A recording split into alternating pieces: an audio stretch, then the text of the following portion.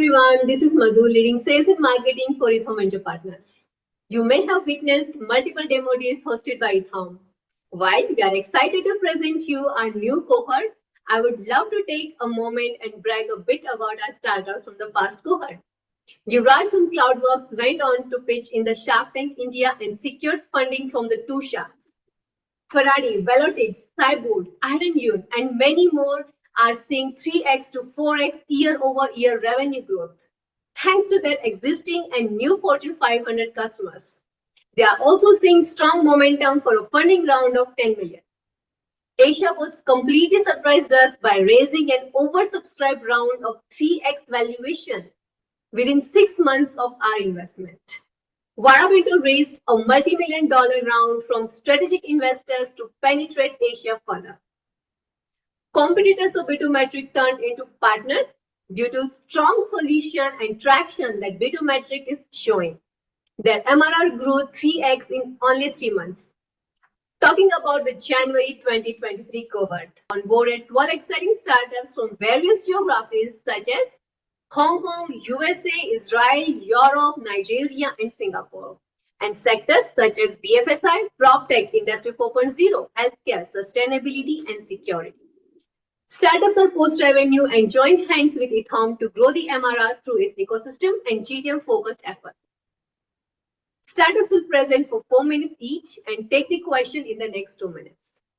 They can't boil the ocean in such a short time frame. If any of these startups pique your interest, then please let us know and we will schedule the deep dive. I want to thank you to the jury who is going to score the startups with respect to product market fit, team, differentiation, and investability. And a very special thanks to our venture partners, the senior executives from giants such as Cisco, GFK, Google, Microsoft, SMRT, ServiceNow, and others. Hope you enjoy today's event and connect with the startups to explore the synergies. Now, I'll request Pankaj to take the event forward. Thanks, Madhu, for this energetic start. Now I would request our esteemed jury to give a brief introduction, probably 30 seconds each, so that the audience know who we have in the jury today. I would like to start with Anand. Thank you, Pankaj. Just a quick brief about me. Currently, I'm Managing Director and Partner at BCG Singapore, and an outlier most of my time. My strength is to ensure simplicity among the deafening noise of complexity and to take people from hard-heartedness to conviction in decision-making. And that's how, in my professional life, I take the proverbial all-talk vision board into action and realities. And when I'm not occupied by work, I try and help many startups in my own time. I try to lead a sustainable lifestyle as well. So feel free to connect with me for all things consulting, entrepreneurships, hardships, even moving away from workaholism and astrology, as I kind of steer low resolution ideas into high resolution possibilities. Really happy to be here today. Thanks a lot, Anand. Astrology, wow, that's interesting. Okay, Anuma, please. Sure. Thank you, Pankaj, for having me. Hi, everyone. It's an honor to be part of this jury addressing corporate innovation. I'm Anuma Baste. I'm the Global Studio Director at Space Matrix, and I am an architect and a business leader with 21 years of experience working in workplace interior design and build and architecture across Asia Pacific and now the world. The organization that I work with is Space Matrix. It was founded in 2001, and it is a design practice that has evolved into a dynamic, agile 21st century digital enterprise, and that's why the synergies today. I've been working across 16 locations in Asia Pacific and have experience of working in 90 plus project locations. And I'm hoping that in my personal purview, I will be able to add value to the pitches today. Thank you. Thanks a lot, Anuma. Really appreciate it. Sharon? Very good afternoon. Very good to be part of this distinguished panel. My name is Sharan Makhija. I'm a Director of Investments at Singtel Innovate. Singtel Innovate is the corporate VC arm of the Singtel Group. We manage about $350 million US for Singtel, so it's a pure balance sheet fund. But unlike many other corporate innovation vehicles, we are a self-contained fund in the sense that we have our own investment committee, and it's a completely independent structure from the parent. Our typical stages of investment are between Series A and Series C. The areas that we've invested in are fintech, big data, AI. We've looked at enterprise SaaS, and we've also done a couple of investments in the sustainability ESG space. We also look at opportunities that are core to telco. So any new opportunities that come out of 5G, whether for the enterprise or for consumer, we look at those as well. The thinking is this group looks at futuristic investments for Singtel, where either the investment could lead to a new business opportunity for the group or could help the group in its current operations. That said, we are quite financially minded. We do want our investments to generate good positive returns while still being strategic and bringing some kind of synergy value to the group. Thanks a lot, Sharan. Really appreciate it. Jacqueline? Hi, warm greetings. I'm Jacqueline Chang, and I'm the country coordinator for the Global Covenant of Mayors in Asia.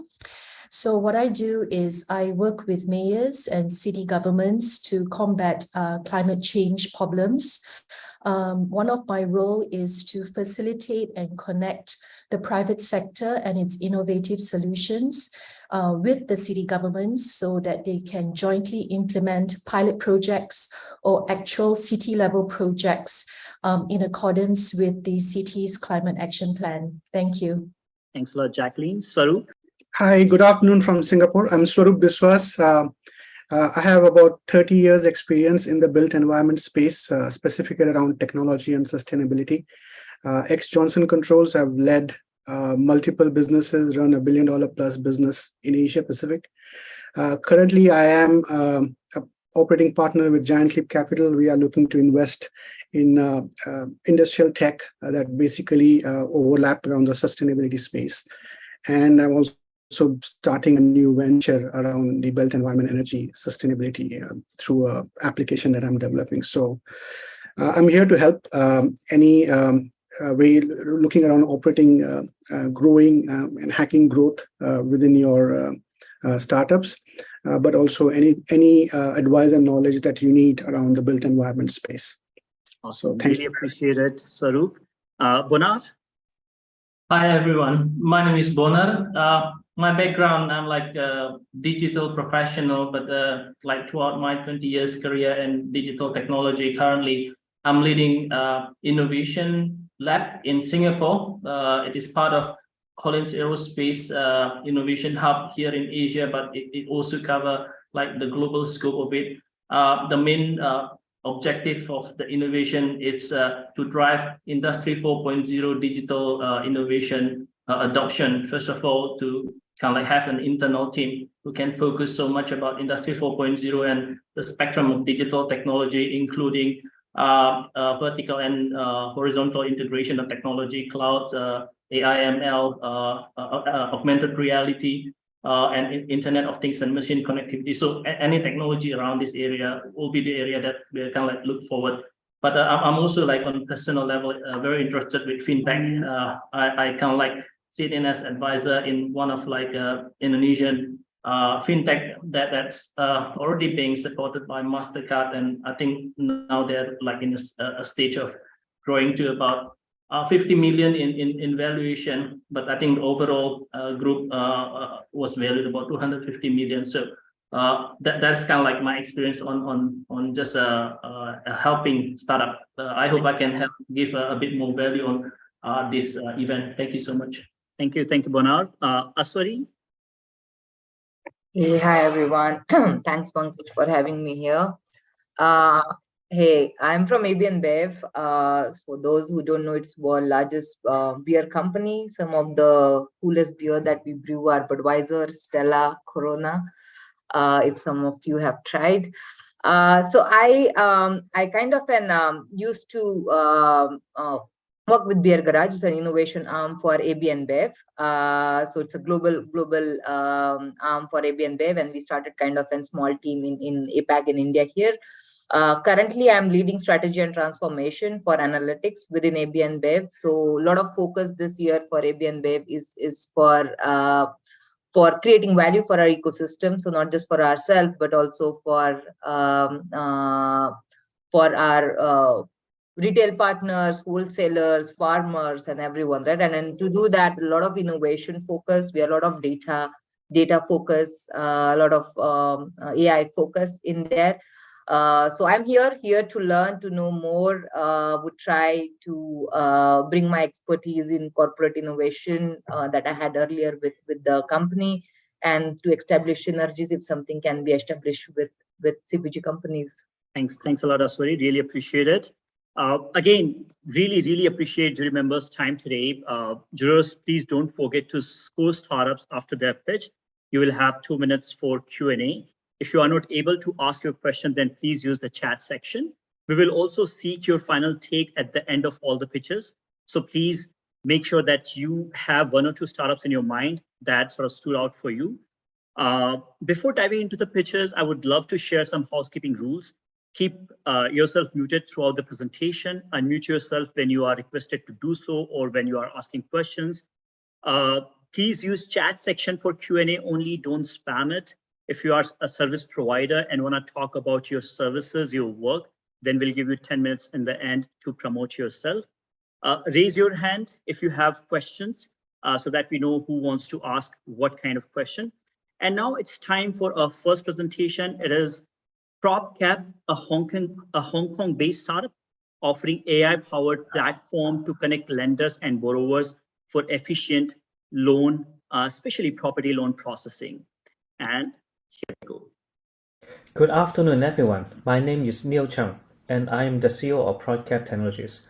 Today, I would like to share with you our solution for cross-border mortgages. As many of you may know, buying overseas property can come with its own set of challenges, particularly when it comes to borrowing money from local banks.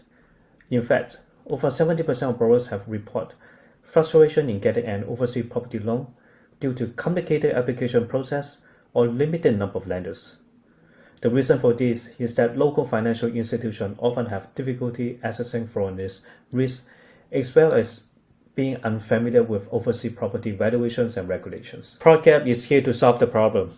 We are a platform that provides overseas property loan solution to both lenders and borrowers. Our platform embeds AI-powered credit risk calculation models, eKYC, evaluation tools that allow any individual or institution to become a mortgage lender without the need for a sophisticated infrastructure setup. PropCap offers alternative mortgage loan solution to borrowers. Each transaction is matched with 1 investor and 1 borrower, and backed by a first mortgage legal charge.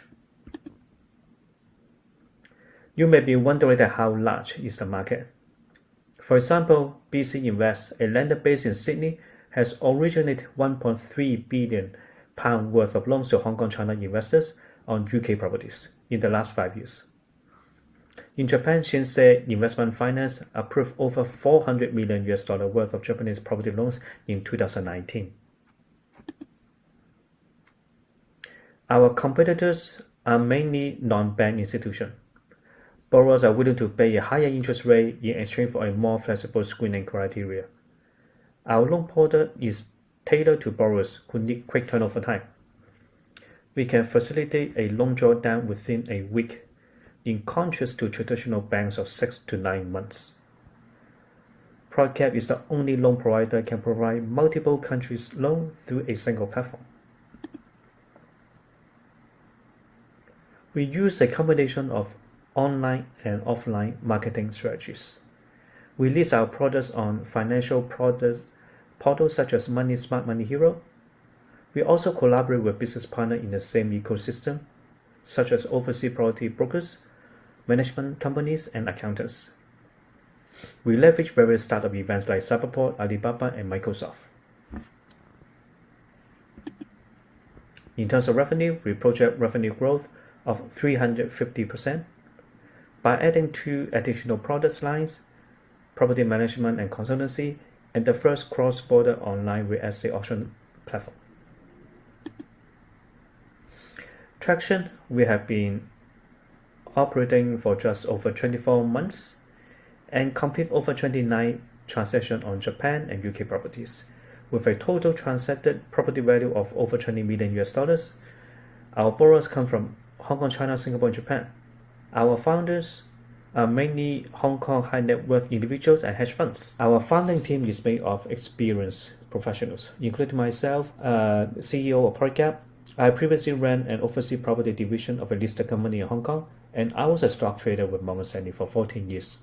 Currently, we are in the process of raising $1.5 million at a valuation of 9.5. We will use the funds to enhance real estate online auction system, lending platform, and develop tokenization business. Our mission at PropCap is to grow as a one-stop overseas property investment, financing, and trading platform in Asia, providing a seamless and efficient solution for cross-border investment. Thank you for watching. If you have any question, please feel free to ask. Thank you. Hey, questions for PropCap? Yeah, maybe I can go first. In terms of the defaults, if any, from borrowers, does any of the liability fall back onto PropCap, or is it completely passed on to the lenders? And then on the second question is, in terms of the lending side of the equation, are these, you mentioned Hong Kong based entities, are these all institutions, or do you also do accredited investors, individuals and family offices?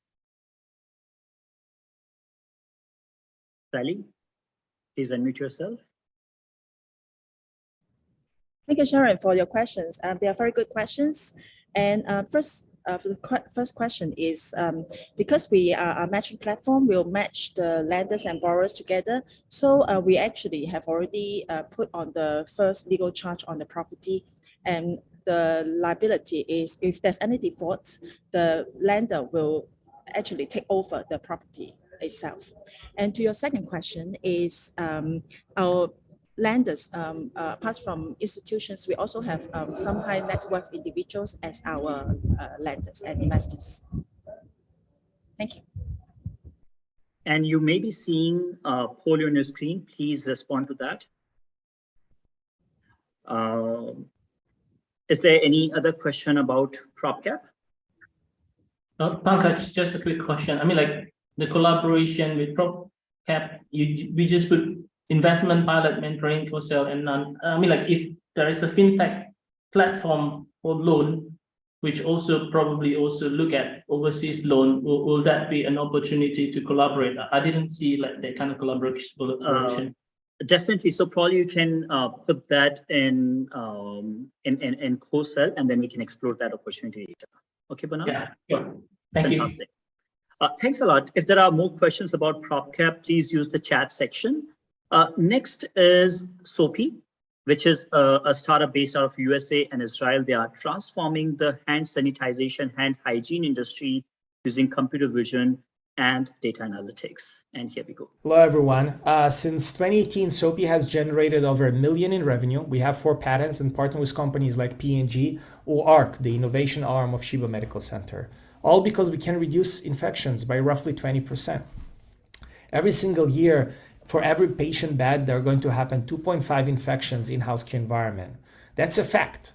Each and one of those can cost between $35,000 to $100,000, which means it will create a $60 billion loss for this year and the year after that. And that's on top of the 100,000 people that will die in the United States alone from something we can prevent.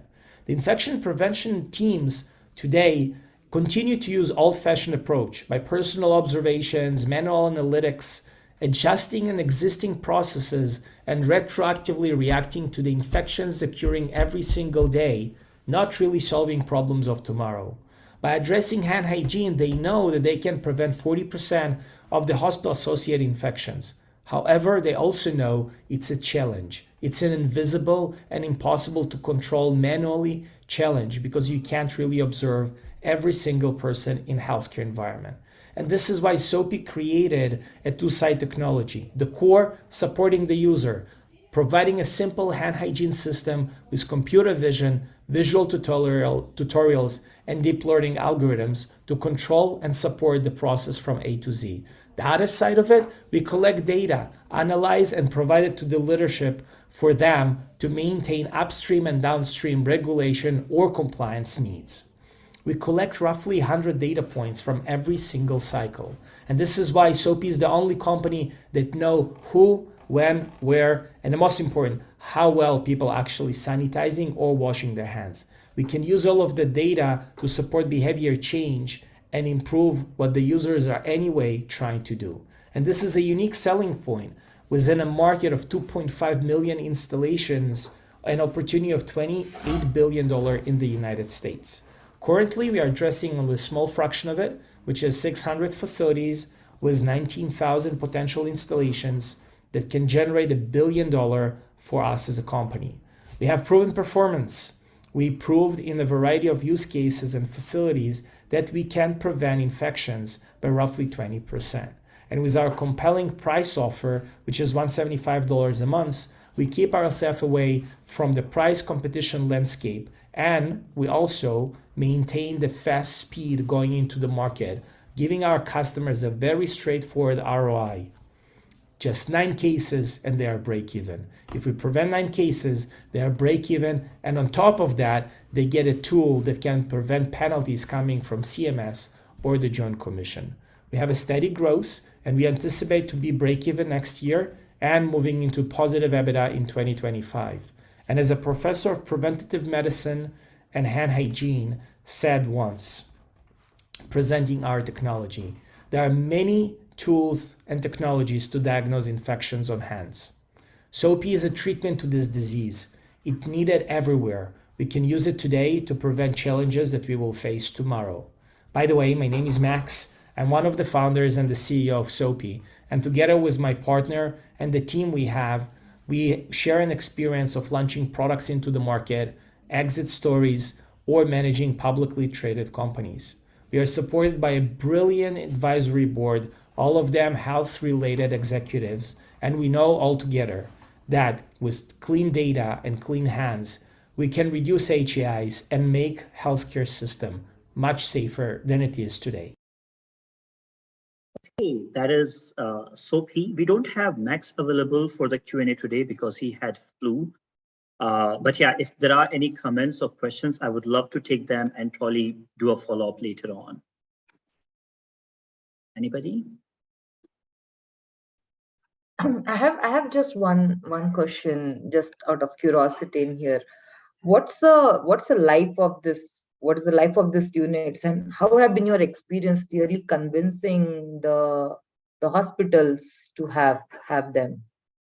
So based on my conversations with Max, whenever they talk to prevention control officers or hygiene officers in the healthcare facility in the hospital, they got buy-in 90% of the times, because these people understand what could be the potential risk challenges with the penalties and things of that nature. So they have very strong buy-in and retention from these the infection prevention control officers in the hospitals. About the duration, I'll have to connect you with Max and take it from there. Okay. Thanks, Pankaj. And again, if there are more questions, please put them in the chat section. We'll take them later. Fill in the whole form.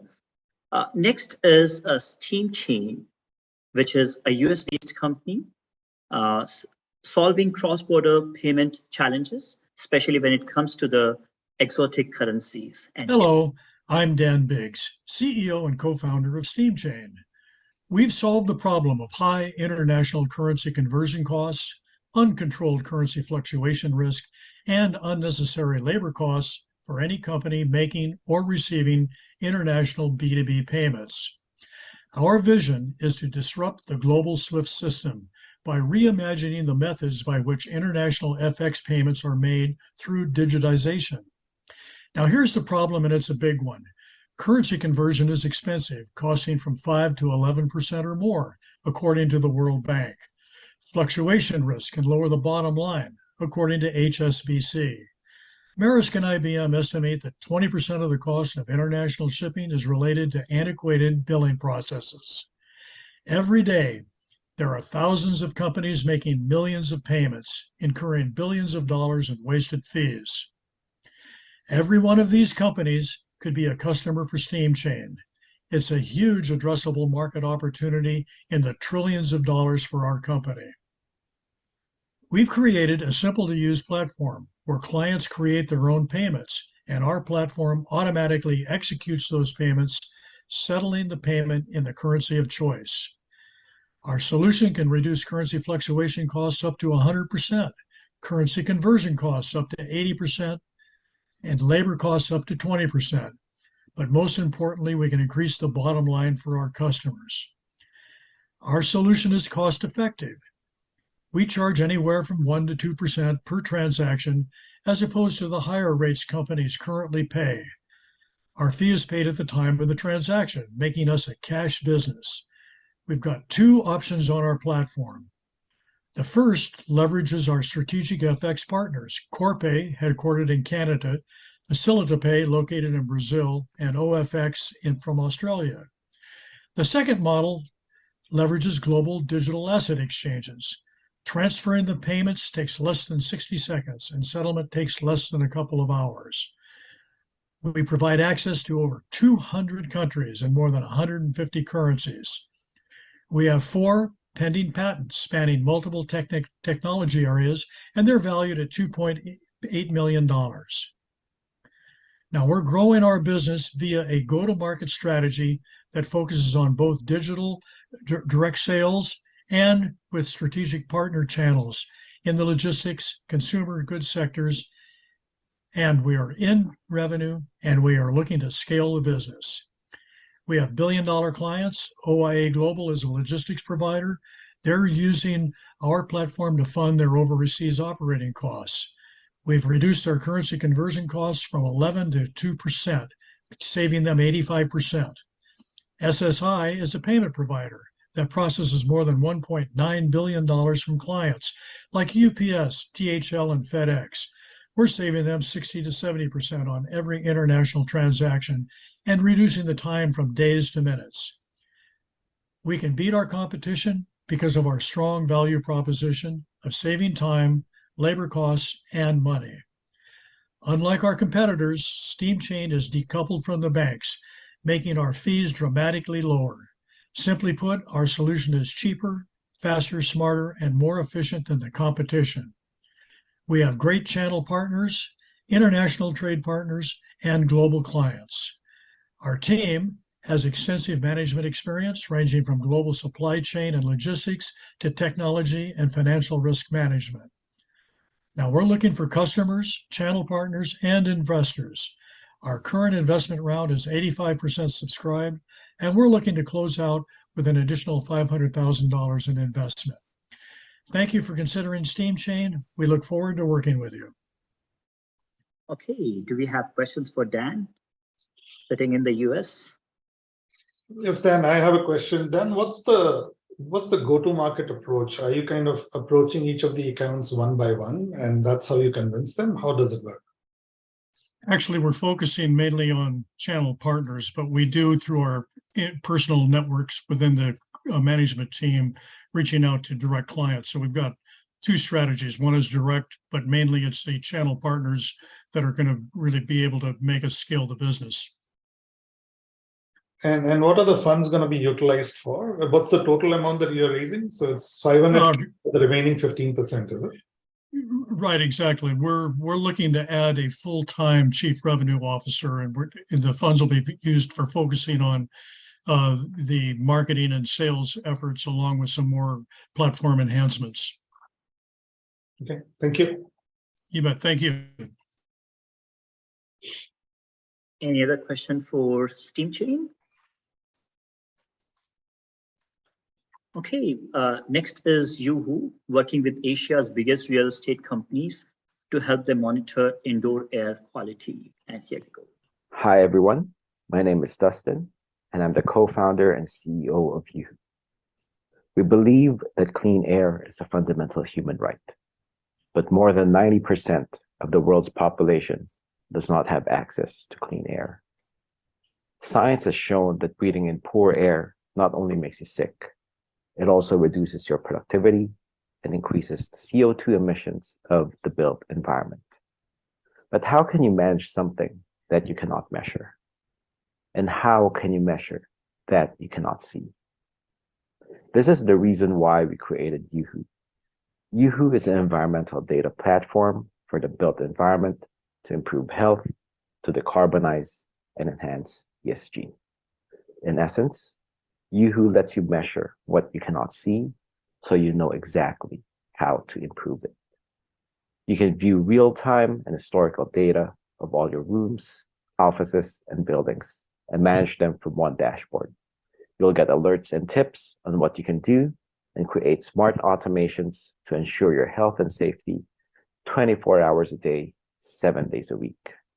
We are the most comprehensive solution, measuring 13 parameters. Other products in the market measure less than half what we do. Our customers love us because we focus on performance and reliability. And we are a platform that allows you to benchmark your portfolio of properties to enhance your sustainability and ESG strategy. YouWho's growing customer base, accessed via our global distribution network, is currently at 20,000 homes and growing. We also currently serve hundreds of private and public enterprises across more than 20 countries. In fact, we have $8 million in the pipeline for 2023 alone, with just a few of our existing clients and partners, because we help our clients and partners earn the necessary credits to obtain sustainability certifications such as LEED and WELL, and to enhance their overall ESG performance. We have a simple business model where we sell our patented devices together with a SaaS fee to access the YouWho dashboard. We also sell to value-added resellers, who in turn sell our solution back to the same types of clients. One of the beauties of our business model is that we lock in customers on long-term SaaS contracts, and we have a 95% SaaS renewal rate among our enterprise clients. We are addressing a global $324 billion market that is primarily driven by health, sustainability, and ESG. We have been able to achieve what we have today because of our highly seasoned team who are passionate about health and sustainability, and with backgrounds in consulting, engineering, sales, and marketing. Today, we're raising a $5 million equity round plus $2 million in venture debt, where half of it is already committed to fulfill our $8 million pipeline for 2023, grow our engineering and sales team, and acquire more customers. Clean air is a fundamental human right.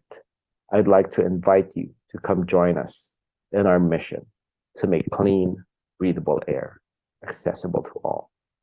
Thank you. That is Dustin from YouWho. And Dustin is currently in Australia closing a multi-six-figure contract. And that's why he's not on the call to answer questions. But yeah, nonetheless, I would love to take your questions, comments on YouWho, and then pass it on to Dustin later. Questions, please?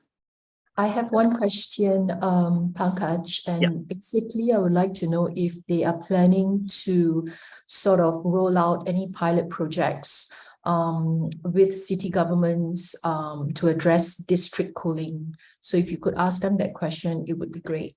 Definitely, they are working with multiple cities to roll out the solution.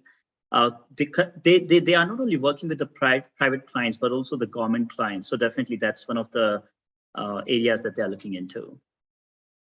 Yeah, just one more question. Sorry. Go ahead, Sorry. please. Yeah, so the question to the team is that why does the team think that indoor air quality needs to be something that needs to be measured continuously 24/7? That's a good question. I think I'll let Dustin answer that question later. Okay. And just one more, if you can squeeze in. Please. I'd like to better understand what are their patents for, because I looked through their website also. Majority of the things that they're capturing is sort of being done by someone or the other. So I'd really like to know what is the unique pattern which gives them an edge here. That's a very interesting question. Most of the other competitors like Johnson Controls and others, they measure anywhere from 6 to 8 parameters. And YouWho is the only company measuring 13 parameters. And that's the reason that in certain cases, even their competitors are collaborating with them, recommending their solution, and sort of going together at the customers. So yeah, that's their unique selling point. But again, we can take that question in more details with Dustin. Yeah. So Pankaj, sorry to, but one more question in here. I also been to their website and things. One thing I'm not able to understand with this air quality thing, how is the close the loop happens, right? I know they're monitoring some extra parameters. How important are they to monitor? And if you monitor that, how exactly is this ecosystem to really help solve for if there are any concerns? So I was not able to get that. That's a very interesting question. So YouWho does monitoring of the air quality. There are other parameters that that they feel are important and their clients feel important, and that's why they are working with these clients. In terms of cleaning the air, we have another startup called Monitor, which essentially focuses on cleaning the air using bipolar ionization, and you will hear their presentation later. And there have been instances where Monitor and YouWho collaborated together to sell the solution to the customers. So there has been that product bundling in those kind of cases. But yeah, YouWho only focuses on monitoring the air quality, not on cleaning the air. Okay. Next is Telepresence. And appreciate Indu. She is in New Jersey at the moment to answer your very interesting questions. Telepresence is offering a connected worker platform for sectors such as MRO, oil and gas, mining, and manufacturing. So people from these sectors, please be alert. Hi, I'm Indu Tolia, CEO and founder of Telepresence. Today I'm here to talk about the future of fieldwork and how Telepresence is leading the way. The worldwide shortage of skilled trade workers is becoming a critical issue as the aging workforce and retirement result in an increasing number of vacancies in these positions. In 2020 alone, 31 million skilled trade positions were left unfilled, with a projected demand for 300 million skilled workers in 2021. However, only 100 million industrial frontline workers were available to fill the gap. This shortage is causing significant delays in repair times and has resulted in the costly and dangerous dispatch of experienced workers to resolve on-site issues. The cost of industry facility downtime is anywhere between $50,000 and $60,000 per hour of loss. Telepresence offers a solution to this problem with its connected worker platform. We enable SMEs to connect with field teams for real-time over-the-shoulder guidance, diagnosis, and issue resolution without the need for travel. Our digital step-by-step workflows and real-time flow of data to and from the field streamline operations and provide complete visibility into all ongoing field activity. Our platform also includes a seamless method to capture and disseminate industry and domain knowledge, enabling the training of new employees and reducing the risk for your business. Utilizing AI, ML, and computer vision frameworks, our smart operations provides real-time assessments and insights to support various HSE and inspection workflows. Customers can also gain valuable insights into their operational performance and key KPIs through our analytics capabilities. Telepresence is a comprehensive solution that's used for maintenance, repair, and servicing of equipment, as well as inspections, assessments, and audits. It also prioritizes worker and operational safety and streamlines maintenance and inspection rounds through digitization. In addition, the platform provides remote training, supervision, and issue resolution, and is accessible through a range of AR glasses, iPads, phones, tablets, and even browsers. The AR remote assistance and training market is growing at a 43.8% CAGR with a total addressable market of $70 billion and a serviceable addressable market of $12 billion US dollars. The market opportunity is expected to grow from $4.2 billion in 2021 to over $24 billion in 2029. Our target market is North America, ANZ, Asia, and the Middle East, with plans to expand into EMEA and Latin America. Our target industries include MRO aviation and utilities, as well as other verticals such as manufacturing, transportation, and mining. Telepresence was founded in the mid-2018 with a team of just 2 and has now grown to 17 members. Our development center is based in India, and we have over 20 plus partners set up across various regions for local support. We have been recognized by Lufthansa Technik as one of the top 12 MRO solutions, nominated for the Engineering and Technology Excellence Awards in 2022 by Transpower New Zealand, and won the IIoT Award from Ingram Micro.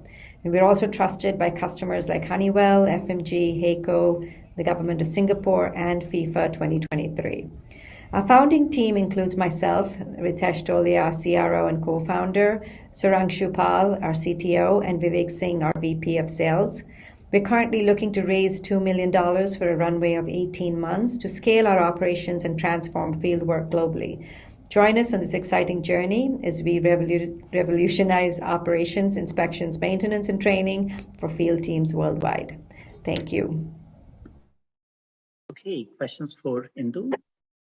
Hi, Indu. Thanks for that presentation. On the logo slide, there were a ton of logos out there. So keen to understand, are these actual commercial contracts, or are they more POC kind of engagements? And how many of these contracts have been closed? What's the contract value like? So that's a great question, Sharon. Thank you. So yes, because the technology is rather new with AR and especially with wearables coming into the market in the recent few years, a lot of our projects actually start with pilots and then they sort of transcend into actual, larger scale deployments. So these logos that you see, some of them, are pilots and at least have started off as pilots and now are going into deployments. Customers like Honeywell and so on have also started in the first year. Now we're in year 3 with them, and they're going into larger, every year they're scaling up on their deployments. Average contract sizes for us, we're a SaaS platform, so we're an annual license based, but we have a service component that goes on top of it because a lot of our customers are looking to understand what's the best wearable for their use case if they're choosing to go that way, as well as, customization, integrations with their existing systems, so on and so forth. So we have a service component on top of our just annual licensing. Typical pilots, POC contracts start off about 25, 30K. And then, of course, larger scale deployments go up from there. Indu is answering all the questions that haven't been asked yet. Okay, one last question for Indu. Yeah, Indu, this is very much a very emerging field in the field of AR, VR, and I know at least 20 or 30 other providers who are seriously looking into it. The question for you is that I looked at the kind of budget that you're asking for in terms of the investment required in R&D and engineering. Do you believe that kind of funds will actually help you gain traction? Because out of 2 million, the engineering budget is even small, and companies are spending billions there just to kind of get traction in the space, right? Correct. So we are, we've sort of developed this platform in-house. So every part of what we've developed so far, including all of the AR pieces, have been sort of, ingrown. We believe that instead of investing heavy, extensive, today our platform is being used by really large and trusted enterprises, and they're beginning to see the value in what we have to offer. So rather than invest tons and tons of money in engineering and so on, what we typically do is we have a platform that solves problems right off the bat for our customers, and then based on what the market feedback is in terms of where they'd like to focus their energies. Now we're beginning to we've already ventured down the path of building some ML, AI, and additional computer vision frameworks to help with HSC, health safety for worker safety type use cases where the system in itself starts to become intelligent, right? Train models, so on and so forth. So we have a 40% that we're looking to spend out of the money that we're raising to go back into product development and R&D. But with the platform that we have right now, we also want to invest some dollars into marketing and additional sales force, building out our sales force and sales teams, because our customers are in different regions of the world, and we just don't have enough feet on the ground to be able to support and grow those regions. Indu, I'm sorry, we'll have to probably schedule a deep dive to go into more details. We'll have to take the next presentation. Again, appreciate your questions on Telepresence. If you have more questions, please use chat section. We all are bullish about Africa, and that's why we have PetVest from Nigeria. It's a shining diamond of Nigeria, solving lending and insurance bottlenecks for Africa. And here we go. Good afternoon. My name is Austin Abolosoro, co-founder and CEO of PetVest Technology Limited. Africa is a continent of about 1.2 billion people. 700 million of them are adult population. Less than 2% of the adult population have access to credit. And less than 1% of the adult population have bought any form of insurance services. There are over 40 million SMEs in Africa, and most of them cannot have access to credit for business scale. Majority of Africans love to help one another by lending money to each other. The challenge is they don't have ways of recovering such funds or keeping the records. PetVest was set up to address these problems. We have built a platform that provides a marketplace where lenders and borrowers could come together and transact with clear transparency. Through our scoring algorithm that use data points from both bank and alternative data sources, we are able to score borrowers and present them to lenders in a way decisions could easily be made. We have already launched an MVP product, and we have about 200,000 individuals and 10,000 businesses onboarded. Our business model is built on 3 options. 1, we charge 20% on revenue made by lenders on our platform. 2, we charge 100% where we intervene on the platform and have to lend directly ourselves. 3, we charge 1.5% on API calls made by other lenders on our platform when our platform is offered as a service. The total addressable market is $160 billion, while the serviceable addressable market is $80 billion. We are targeting a serviceable obtainable market of $1.6 billion in 5 years. Our key competitors are Fins, Kia, and Sukfin. The key differentiating factor for us is the fact that we have built a scoring algorithm that takes data sources from bank and alternative data sources. We also offer our platform in a white label mode and offer API services, which is not done by our competitors. Another important competitive advantage is the fact that we have built insurance services on our platform and have partnered 6 insurance companies to offer such services to our customers in very competitive rates. We have got some traction from 2021 to 2022. We already disbursed $2.3 million within the 2 years and earned about $300,000. We are projected to scale up our sign-ups to $1.5 million in 2023, and we are targeted to make a revenue of $1.2 million in 2023. On our product roadmap, we will be releasing our insurance features to the market by end of Q1, and by middle of Q2, we shall be releasing our alternative lending channels to over 60 million Nigerians. By Q3, we shall be extending our services to West Africa and later to other clients.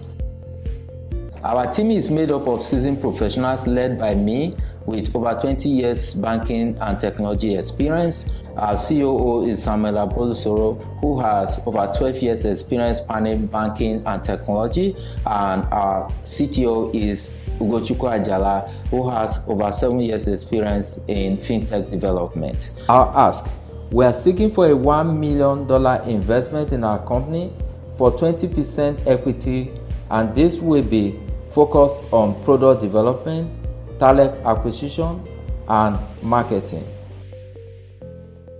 I look forward to having your questions. Thank you. Okay, Austin is ready. Please go ahead. Thank you. Yeah. Can I ask the first question? Please go ahead. Like for the span of the 2 years, do you already see what is the NLP, the non-performing loan rate for the 2 years experience that you did? Yeah, sure. We see NLP in the range of about 10%, and that is looking at nano loans, because a lot of the individuals borrow at very high rates, almost up to 20% per month, and that is why the NLP is around that. But for SMEs, it's about 3%. Sorry, the SME is about how many percent? 3%. 3%. And when you say the percent, are you like taking the percent of the value or the number of loan? Value. The value. Yes, sir. All right. Thanks. And for the platform, may I ask, is the platform is already considered like end-to-end, meaning to say the platform itself is integrated with, like, I heard the insurance option will be coming up soon, but for all the other things, like how do they actually get the money disbursement? How do they repay every month? Is it within the platform, the borrower straight away going to the platform and pay digitally, or everything still handled manually? Everything is done on the platform. Borrowers' accounts are tokenized, integrated. We have integrations, more than 20 integrations to different partners, fintechs, banks, insurance services. So everything happens on the platform. The accounts are tokenized, and then repayment is done automatically through the accounts. Okay, thanks. I think that's enough for now. Thank you. One question, Austin, a very quick one. Maybe we can take this offline, but in your third year or this coming year, I saw revenue projections up to 1.5 and profitability at 1.2. That sounds like one hell of a business if you can make 1.2 out of 1.5. Maybe my numbers are not correct, but it'll be good to get clarity on that. Okay, Okay, so I'll come back to that. I think there's a mix-up somewhere there. Thanks a lot, Austin. Next is Lux Security, a German startup transforming the embedded system testing, saving approximately 80% of the time and cost for the OEMs. And here we go. Hello, everyone. My name is Alon Shalev, and I'm the co-founder and CEO of Lux Security. I have over 15 years experience in various positions in the cybersecurity domain. My partner, Tom, has been a penetration tester for over a decade, specifically in the automotive industry. A few years ago, he was even head of security testing at Volkswagen. We're currently self-funded, and we managed to secure paid POCs in a value of 240,000 euros. In addition to that, we've also been accepted to free amazing accelerators in Singapore, Israel, and Taiwan. When we started the company, the main idea was to build automated security testing tools to help us with our day-to-day jobs. But then the UNEC released its newest regulation called ISO 21434 that basically dictates that each electronic control unit that will be integrated into our cars by July 2024 must go for security testing. What are these ECUs, or electronic control units? Well, any new car that hits the road today has anywhere between 20 and 150 different ECUs that manage any aspects of our cars, from fuel consumption, headlights, engine performance, you name it, it does it. But there are many challenges in conducting security testing for these ECUs. Specifically, there's a lack of qualified manpower. The procedure itself of security testing is 100% manually. It cannot be scaled. And on any bug that the security professional reports to the manufacturer, there's a high cost in order to fix those bugs.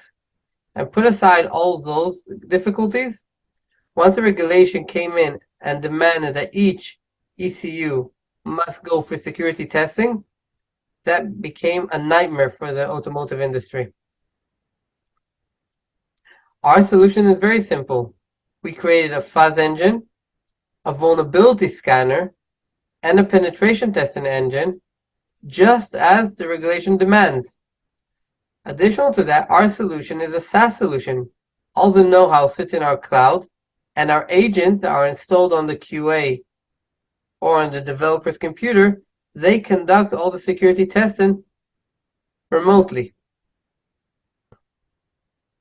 We're already working with market leaders today, NTT, Siemens, and Audi.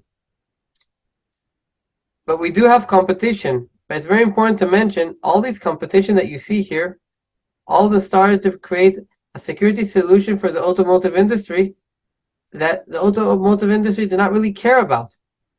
We're the only company that fully meets the new regulation in one place. We're currently raising $5 million, and we already have a few VCs that will be joining the round. These $5 million will help us get to a $2 million ARR in 2 years. Lux Security is going to be a $1 billion company, but we cannot rely on building a $1 billion company just on the automotive industry. It's very important to mention that our security suits will be relevant for any IoT, OT, or embedded devices. And we're already speaking to different market leaders in those industries. Thank you very much, and have a wonderful day. Questions for Alon? Yeah, Alon, you mentioned that you're already doing some funded pilots. By when would the pilots results be out? Do you know? So one paid POC we already finished with NTT, and now we're in a commercial agreement with them. We're negotiating it. Second one, we're starting with Siemens and Audi on the 1st of March. And the other paid POC that we're doing with NTT is supposed to finish by the end of Q1. And what's the outcome that you're getting, which is, because as you mentioned, there are other players like Vector, UL, who are also gearing up exactly on this aspect. And your element just focuses on the automotive industry where there are bigger players who have this as one of their offerings. So what's the USP which is gonna, or what's gonna come out of the MVPs, which is gonna give you an edge over others? So first of all, none of our competitors do what we do. Each one of our competitors only provide a part of the solution, and they don't do it remotely. You have to send them eventually the ECU, or you have to give them an actual tool. We're the only one that do the security testing fully remotely. You don't need to send us anything.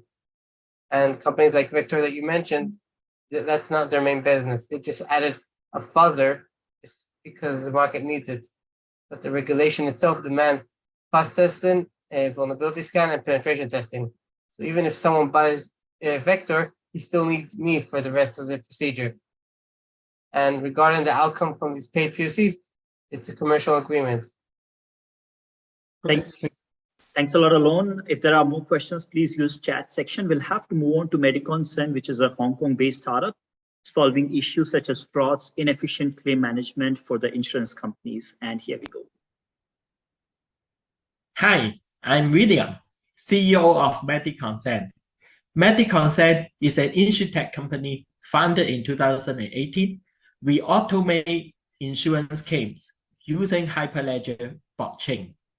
We are serving over 600,000 customers through 14 partner insurers. Our business operates in Hong Kong, mainland China, and the UAE. I'm a qualified actuary, and our team comprises insurance executives and tech experts. We also hold a patent in the blockchain insurance application. Here are the claim issues facing every insurer. First, the customer experience is poor. It really requires medical and insurance expertise to file a claim. And often there is no certainty in the claim amount before the treatment. Second, there are many undetected fraud, abuse, and pre-existing cases, as currently insurers rely on humans with a lateral limit to capacity and accuracy. Third, the paper process is still used with lots of errors and data lag due to data silo. Finally, medical network utilization is low, as medical providers are unwilling to work on a complicated and slow processes. This is how our solution solves all of these. We provide a perfect customer experience by eliminating the wait time and the data collection. We apply AI so insurers have better claim decisions with consistent results. We automate the data flow and processes in our blockchain backbone so paper is no longer needed. We maximize network saving by Uberizing the cashless claim processes. Our solutions are made viable with the following. First, we Uberify the cashless claim process. Each provider can onboard our platform by downloading our provider app, and they can serve the insured after approval. We have end-to-end connectivity via API with hospitals and clinics management system, so the process can be digitalized without reconciliation. We utilize AI to assist human decision and fact risk cases. We digitalize claim journey with chatbot integration, and we automate processes in insurance, utilize state-of-the-art OCR and no-code engines. We have already signed up 14 insurers, including global brands such as FWD, AIA, and Generali, and our clients are in Hong Kong, mainland China, and the UAE. We are experienced to work under stringent requirements and across different markets. Here are the awards that we have won. Most importantly, we won the Gold Award in Hong Kong ICT Award 2021, which is the top award in the banking and insurance industry in Hong Kong. We are in Forbes 100 to watch, and we got regulatory support on our programs. Our strategic investor, Mobigator, is the global leader in hospital management system. For all insurers, we would like to work out a POC with you on a reimbursement claim. We would use our system to adjudicate your past claim, and you can compare our results with the actual. You will be pleasantly surprised how the technology can be used to provide almost instant feedback to customer, and how many claims it could save you compared to the status quo. This is my contact, and I am happy to answer any questions. Thank you. Okay, questions for William? Yeah, maybe I can go. When it comes to using blockchain, they're typically used in use cases where you need, the operation to be decentralized and immutable both. In this case, one would imagine just digitalizing the workflow itself helps you meet those objectives, where it does not necessarily need to be decentralized or immutable. So I'm just keen to understand why blockchain is the right technology for this solution when you could do it without blockchain. And thank you for the questions. Actually, no function cannot be done without blockchain. You are correct. But then the ownership of the system and the data integrity is the reason why we need blockchain. Because to process the cashless claim, the payment involved is quite big, and the hospital would not simply believe in the insurer system. And likewise, the insurer cannot solely believe in the TPA or the hospital system. They only believe on their own system. That's why there is a need for reconciliation. And our blockchain eliminates the need for reconciliation. And as a matter of fact, if you go to Hong Kong, for all other comparable solutions, they still need the patient signature so that they can verify the record if there is dispute between the two systems. So our system is the only one that is currently processing the claim without any piece of paper and without any wet signature by the patient. Okay, I have a question here, if it's okay with Pankaj. Go ahead, Karthik, please. Yeah. Hey, so William, thank you for the presentation. So I have two questions. Firstly, there are a couple of companies already existing in the allied insurance support areas. And so how would you defend yourself against those who have an early start? That's my first question. Second is, blockchain as a technology is also not accepted by a lot of governments. And the biggest concern there is people not being comfortable with the data being out there in the so-called open blockchain domain. So how do you plan to mitigate a potential risk from the government where you exist? Maybe I answer the second question first. We are using a permission blockchain. We are using Hyperledger Fabric, which is a private blockchain. So we solve a lot of issues, even in mainland China, where the regulation is very stringent. It is usable. So I believe all countries can use it because it's privately deployed, and it works among the major participants, which is the insurance companies, and also the TPAs, and also the hospitals. So it's okay for all countries. The first question is about the competition. Actually, we know a lot of blockchain company, and we know a lot of company who are very familiar with insurance. But there is very seldom we see any competitor who know both sides of the world. Especially, we see a lot of competitor in Hong Kong that have more capital than us, or they have everything more. But then at the end, we are the first company who launched the blockchain in Hong Kong, and I believe it's still in Asia. And then we have live cases, we get through all the regulator, we apply very pragmatic way to handle privacy data. That's why we are the first one to launch. And we now have several insurance company, and I think we have a first mover advantage in that way. I'm happy to elaborate more. Just contact me due to the time. Yeah, thanks a lot, William. Appreciate it. Next is Monitor, a Hong Kong and Israel-based startup, cleaning the indoor air using bipolar ionization technology. And hi, my name is Aviad. Hi, I'm Edward. Hi, I'm Carson. In Monitor, we help properties and hospitality companies to monitor and clean indoor air with leading bipolar ionization and IAQ monitoring technology. We spend 90% of our time indoor, such as home, offices, schools, public transportation, and other spaces. The indoor air in these spaces can be 5 times more polluted than outdoor air. However, there is no public information of our indoor air quality and no actionable air treatment data to help buildings become optimized for occupant health. That's why we are here to help. In the last 3 years, we helped more than 150 customers to install more than 500 ionization and 200 sensors and help them understand the air they are breathing and improve their indoor air quality to protect their staff and customers. Our solution divided into 3 main parts: monitoring, analytics, and treatment.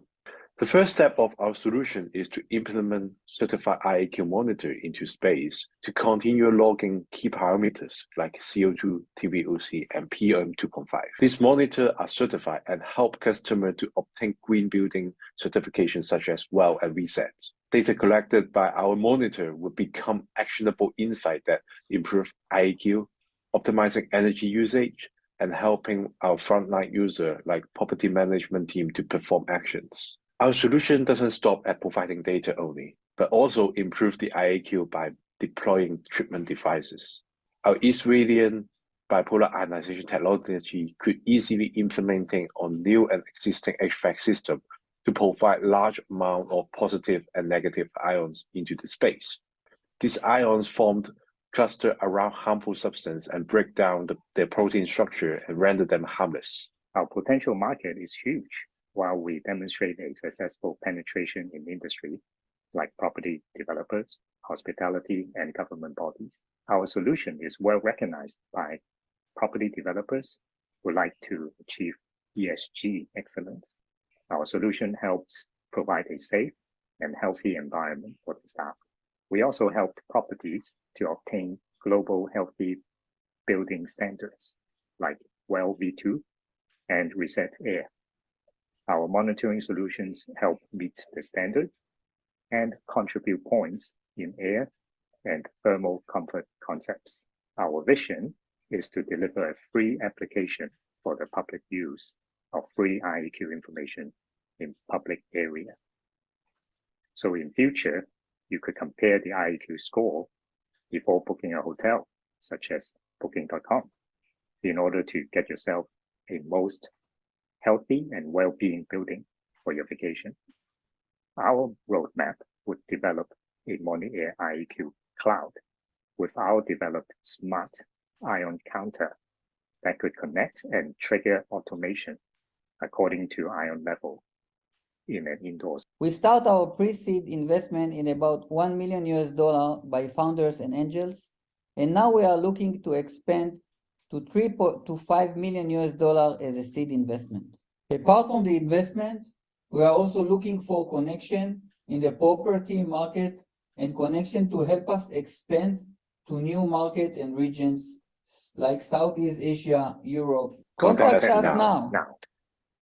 That's the energy. Questions, please. Yeah, so how safe do you think ionization technology is for cleaning the air? I know there are some health concerns there. Yeah, so good question. Our product is patented already and passed all certification by the US government that we are generate zero ozone. We are much lower than the standard approved.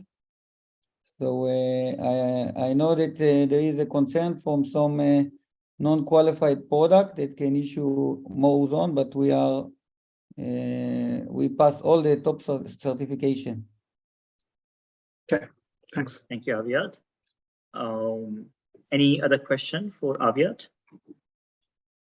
Okay, please use chat section for more questions. Next is Vision.AI, a Mexico-based computer vision startup helping logistics and retail giants with actionable visual data. Here we go.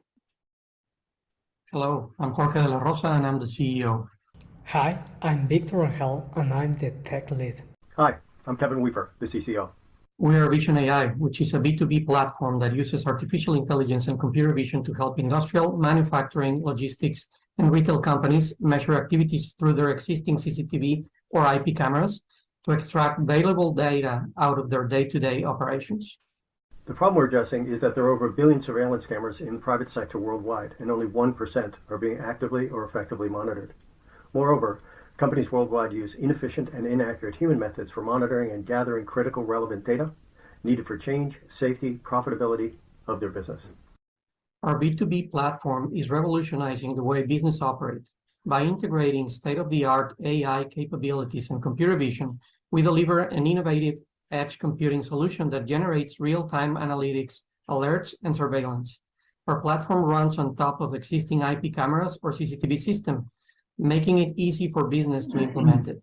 Vision.AI combines proprietary neural network development with patents pending, computer vision, machine learning, among other technologies to create a one-of-a-kind platform. The backend platform features real-time streaming, video recording, video sharing via WhatsApp, and email notifications, user and permission creation, device health status, monitoring profiles, and intelligent monitors. On the computer vision side, Vision.AI features around 30 security and productivity video analytics within scalable AI containers, including people and vehicle detection and counting, crowding, heat maps, personal protective equipment detection, definition of zones and schedules for people, vehicles, wearing times, security gate exit detection, license plate reading. One of our strengths has been the development of custom intelligence models and the integration of this information with our client's operation. For example, in this integration with toll roads to classify vehicles and determine toll fees, along with all the analytics related to toll booths occupancy, is an example of how our technology is being used to improve efficiency and accuracy in toll collection and traffic management on highways. Another example is the integration with the Secretary of Environment in Jalisco, which enables the determination of compliance with vehicle emission testing in different areas, as well as the analysis of traffic flow. We are also continuing to develop new intelligence models focused mainly on retail. According to Market and Market, AI in computer vision market is projected to reach 57 billion by 2026, with a conservative annual growth rate of 26%. Based on these numbers, our goal for 2027 is to have $45 million in revenues. So how do we get to those numbers? Our strategy is very clear. We sell to sellers and access their existing and future customers through them, offering a revenue share model. We are working on building partnerships with channel partners currently. In Mexico, for example, we are partnering with ABSA, Annixter, and SKS Enterprises. In the US, there are 2,500 CCTV-related companies, and we've begun our outreach to these companies, such as Unisys and Annixter. Our revenue model is very straightforward. Our edge solution has custom pricing method based on the size of the project, and we're working on SaaS, which initially will be $35 per month per camera with a minimum of 10 cameras. As more functionalities are developed, we are planning to segment different licensing pricings. So far, these companies are using our platform to track dangerous scenarios and unsafe acts, reduce theft, and track shipment or product discrepancies, perform vehicle classification, line management, and mobility analysis. All these while getting real-time alerts and generating valuable data for their respective verticals. This is our founders team, and together we combine over 45 years of experience and 3 previous exits. We are currently looking for partners to implement our technology in pilot programs at a discount. And from a funding standpoint, we are raising $1.4 million for a runway of 18 months to execute organizational goals via safe and convertible notes. Okay, questions for Vision.AI team? Yeah, maybe I can go. In terms of the processing of the video feeds, are these done on the edge, on the device itself, or are they beamed back into the cloud and then the processing is done on a cloud? Sorry, I was muted. So far on the edge, and we're working on the SaaS road. But right now it's on the edge. Right. And when it comes to, there are a number of players in the space, some big, billion-dollar plus companies, people like Hikvision and SenseTime, that are also in a similar space that are doing, video analytics and video feeds. How do you see yourself differentiating against those players? I think there are 4 different differentiators, if I may. Sorry, Jorge. And that is we think of ourselves, or the product is great ease of use, high affordability in terms of competitive marketplace functionalities, and we have a very unique ICP targeting focus. So I think those 4 things will really differentiate us from the marketplace at large. Thanks a lot, Kevin and Sharon and Jorge. I think there are more questions in the chat. Please answer them. We'll have to move on to the next presentation, which is BridgeX. It's a Hong Kong-based startup enabling local currency transactions in Greater China and Southeast Asia. Here we go. Hi, this is Donald from BridgeX. BridgeX simplifies Asia payment and local collection. Our digital treasury network empower business with unified payment infrastructure in Southeast Asia and beyond. We empower them to transact in Asian markets effortlessly. Which one?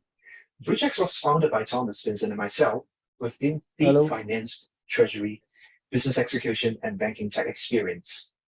We extend our market reach with our board of advisors who are banking and payment leaders for local markets in the region, providing insights on local business requirements. Asia business and B2B volume outpaces global payment growth because of changing business model to digitization. E-commerce is driving digital payment adoption, and access to multiple market segments is now a must. Now, in terms of trade, US, Europe, and China have been the largest trading partners, and this dynamic has been changing. Now, Southeast Asia as a trading bloc has become an equivalent size of the US or Europe market, but the access to this region remains problematic because of limited collection and payment options for business. Markets are fragmented because of country regulations and restrictions, and the lack of unified payment system also means payment settlement is now a slow process. Our job is to provide this one-stop solution and remove the pain of settlement timing costs transacting in Asia. We solve the problems by providing a unified network for local currency access, enable a two-way flow of payment and collection, speeding up the process with real-time payment rails and FX optimization. This network infrastructure is built upon an Asia Treasury Hub concept with local payment rails. It means that our Treasury Hub enable global settlement and distribution of payments globally. And we support sending of funds to local banks' payment rails with our banking partners. Our B2B services are designed to help SMEs and enterprises address each issue by giving them the visibility, certainty, and efficiency in managing the currency exposure and processing their international payments. We address the market pain point faced by the business operating in Asia to receive, optimize, and make payment, which is done by our key connectivity to China with an integrated channel serving multiple payment types. And for local markets in Southeast Asia, we integrate with solution partners with a one-stop solution that gives business efficiency and reduced transactional friction. Since our inception in 2019, and despite the pandemic situation for the past 3 years, we have increased our transaction size and volume to over 200 million to our offerings for the SME client base. This is done with our established transactional banking partnership with the support in Asia, and this is continuing with our financial institutions that are now ready to adopt our solution, enabling their global business payment. Over the next 18 to 24 months, we would be scaling up with our setup of licensed infrastructure, which is a hub and spoke model, and enable embedded payment solution through local technology implementation. We will have features and solutions that's unique and adaptable to each Southeast Asia local market. We look forward to working with business partners and end clients to enable business payments for banks and non-bank financial institutions with business technology solution providers and market sellers. And this is Donald from BridgeX. Thank you, and speak to you soon. Okay, do we have questions for Donald?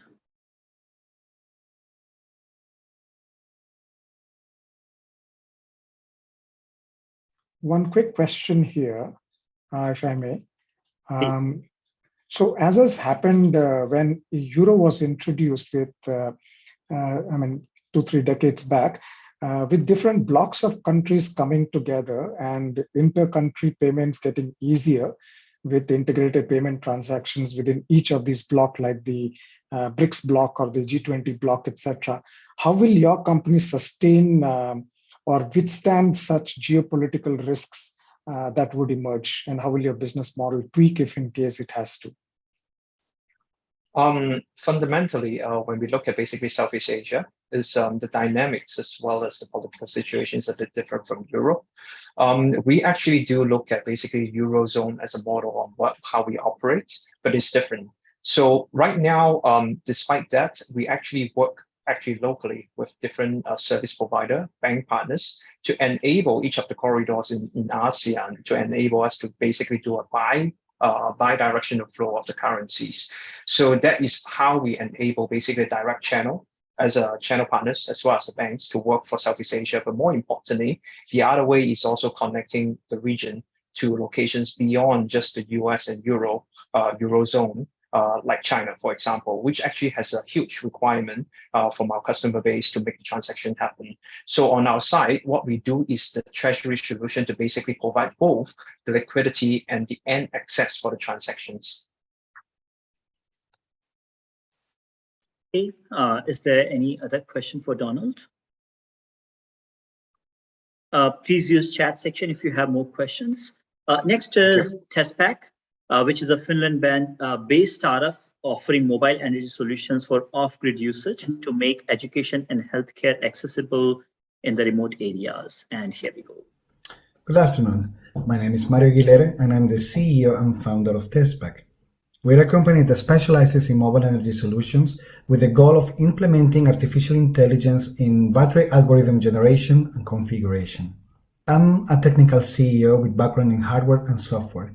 I have more than 15 years manufacturing experience, and my co-founders are Forbes listed members. With our team, we're able to iterate, develop, test, produce, and sell all the products you have seen in our catalog and company. I am also happy to say that part of our investors are David Kirk, who was the chief scientist and CTO at NVIDIA, and Matthew Papakipos, who was the ex-director of engineering at Google.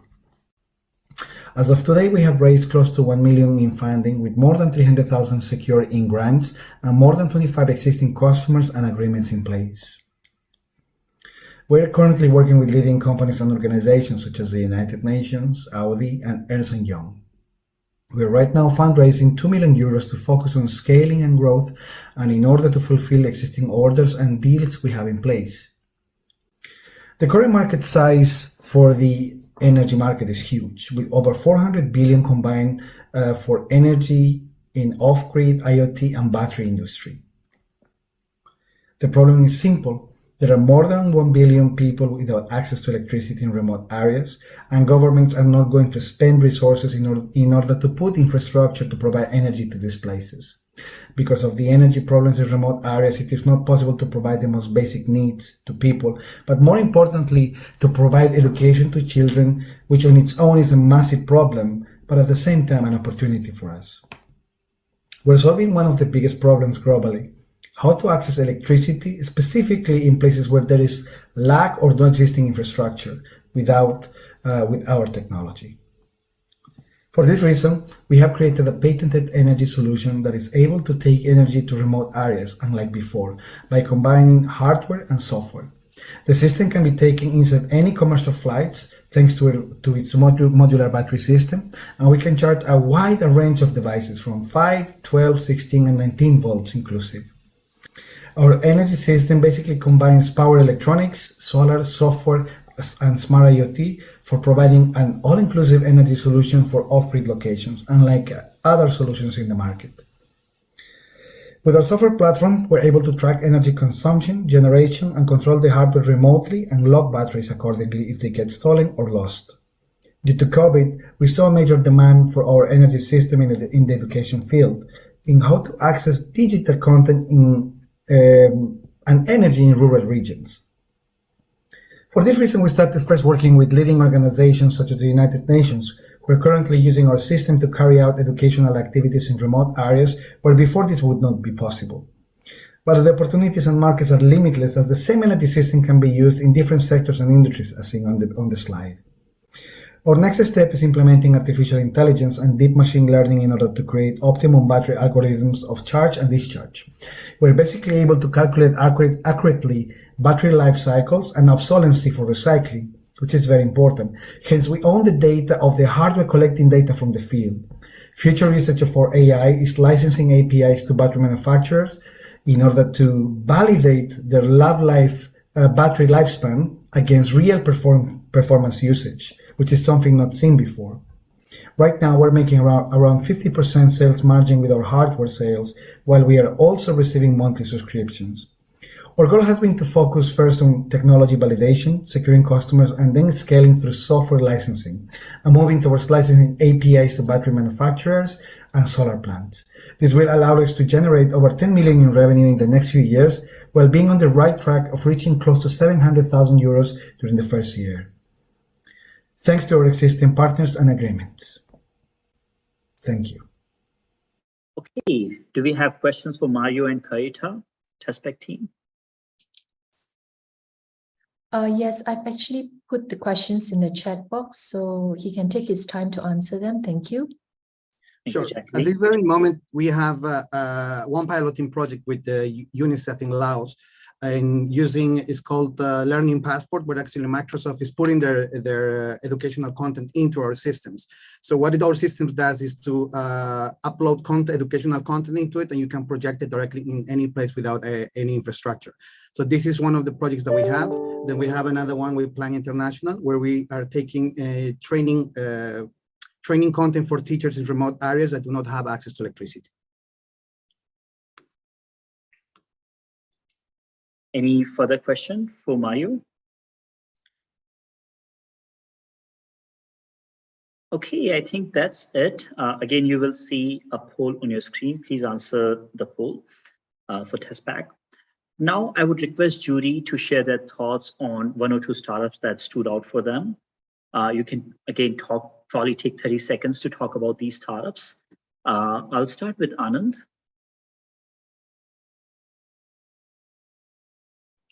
Well, thanks to all the presenters. I think I'm glad I was a part of this today. Learned so much from many different areas. And I might name a few startups which I took note of. This is by no means an indication that others are not relevant, or their products or offerings are not that great. For me, the ones which really stood out were YouWho with their product offering and the success that they're seeing. Also, Soapy, in my mind, very specific use case, proven technology, and they're getting good traction in the market. And lastly, I would say Loop Security, provided I understand them a bit more. Very specific niche, very targeted, but in a segment where timing is kind of playing to their advantage, if they can really get in there and get the pilot outcome. So those are the three which really stood out more from the others, but there are many in the offering, which I think it's just a question of timing. If I only get a chance to spend more time with them, I'm sure they've got a lot more potential. Thank you. Appreciate it, Anand. Anuma, do you want to go next? Sure. Thanks, Pankaj. Similar to Anand, I thought YouWho and Monitor were closest in terms of what I could relate to, relevant to my industry as well. Doing a good job, Soapy as well. The other one that was different from what Anand said was Steam Chain. I felt that their value proposition was extremely strong, and when it came into flexibility and the fee that they were offering, it's very competitive, something to look forward to. All the others as well stood, but I had to choose three, so these are the three. Thanks a lot, Anuma. Who wants to go next? Bonar? Thanks, Pankaj. I mean, like, I really think everyone bring a very good value proposition. Probably it's just a few that I take note just because it's a bit related with what I'm doing on the fintech. So PropCap, which is the making property loan become more available by opening up people who can lend like from all over the place. So I think that is quite interesting to me. MediConscent for the insurance digitalization of making that payment, because I think it's very interesting to always understand that when the hospital system and the insurer system and what people actually request or what the insurer actually submit to have one that can consolidate all and remove all the wastage of people try to consolidate. I think that's quite interesting. Probably the last one is the BridgeX, even though I haven't really like understand a lot more deeper, but I think it will be in the space of infrastructure for fintech that kind of like give a unification of whatever we have in this region. But again, I think maybe we still have to put it side by side with a few other players that is we have in this space. But that is the three that I can kind of like mention, Pankaj. Thank you. Thanks a lot, Bonar. Jacqueline? Oh, hi. Well, I think the ones that stood out for me really was YouWho, Monitor, Vision, especially TestPack, because it's very related to climate and energy. And also there is, I think, a high probability to actually work with city governments on current pilot projects where they could actually contribute and create an impact. I feel that there's quite an interesting opportunity to explore further with them. I've actually shared my email in the chat box, and I would like to have a copy of their pitch. Why? So that I have the consent to actually share them with some of the city governments. So the Global Covenant of Mayors actually work with over 12,600 cities globally in North America, South America, Europe, Central Asia, Southeast Asia, South Asia, as well as Australasia. So, you know, thank you very much for inviting me, and it was a really good learning curve for me as well to learn what they have actually invented thus far. Thank you. Appreciate it, Jacqueline. Really appreciate your contact information and your offer of support. Next, Aswari, may I request you to provide your feedback? Yeah, I think, thanks, Pankaj. I'm glad I joined this. Super interesting. A couple of them I also realized would be interested for ABN Bev. So I kind of had a chat with them. So in terms of a problem statement, I am first, before even going to the solution, I would be more attracted to the problem statement right now, which is one towards currency conversion. Definitely, I don't know how it's like. I think I need to understand more how Steam Chain is trying to solve for that. But I feel that is an important one. Then the MediConscent, I think the insurance claim is still a bigger thing. It's still not there for customer experience there. So I think they are doing good. They're getting traction as well. But I think I need to understand more in there as well. So interested there. Then Vision, I think they're already doing, it seems, something with ABI, which I just got to know. But yeah. So for them as well, I think it's an important pain point for manufacturing companies as well. So these are the three. I think the other ones from a purely consumer side point of view, YouWho is doing great, but I still feel there is this and I still feel there are a lot of competitors, and I don't know if the end thing is getting solved or not. But I think that's the fourth ones. I think that's in three. I said four, but these are the ones that I related the most with. Thanks a lot, Ashwari. Ariel? Sure, would love to. I unfortunately was not able to join the whole event, but what stood out to me was TestPack specifically. I've been doing some work in energy recently, and recently as well, we've seen that curtailment is such a huge issue. And so the grid is something that has to be, I think, resolved in this case today.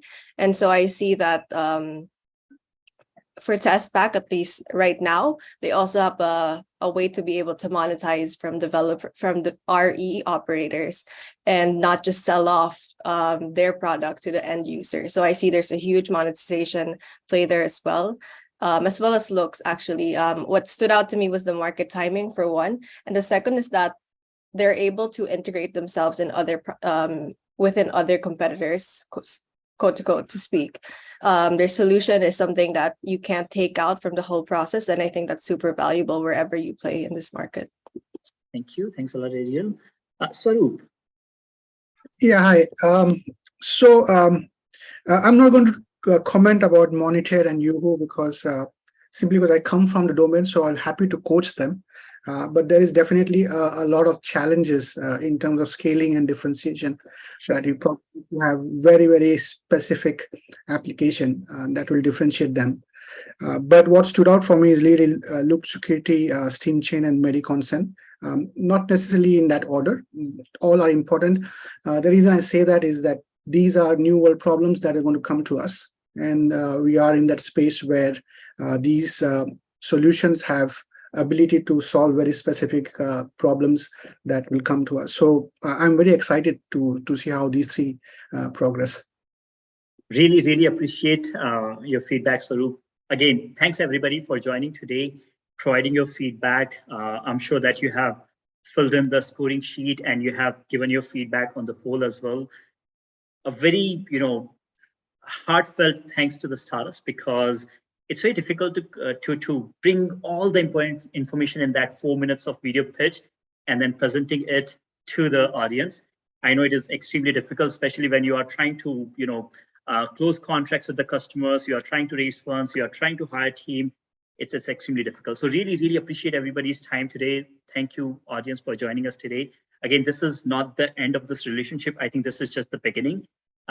Please connect with the startups, send us the feedback that, hey, I want to connect with this particular startup, and we can schedule a deep dive for, co-selling opportunities, pilot opportunities, mentoring opportunities, or investment kind of opportunities. Again, thanks everybody. Really appreciate your time, and let's keep reconnecting. Take care, stay safe.